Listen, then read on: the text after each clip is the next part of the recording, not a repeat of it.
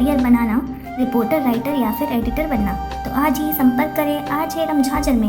हमारा पता है सुर्री घाट, बाईपास रोड, पड़ाव चौक, मुंगेली।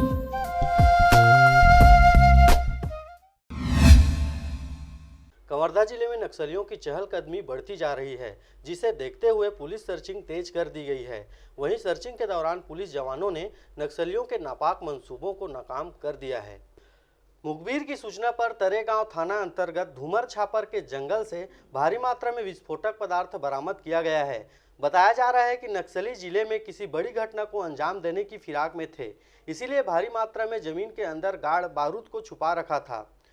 पुलिस को जानकारी मिलने के बाद नक्सली ऑपरेशन में ड्यूटी पर तैनात जवानों में 24 घंटे के ऑपरेशन के बाद जमीन के अंदर रखे विस्फोटक सामानों को सुरक्षित बाहर निकाला, जिसमें 2 कार्टून टाइगर बम, 13 नग प्रेशर कुकर, 5 बंडल जीला वायर, 1 नग कलर प्रिंटर, 1 नग टीवी डीसी कन्वर्टर और छड़ के टुकड़े बरामद किए गए हैं। Bureau report RJ रमझाझर।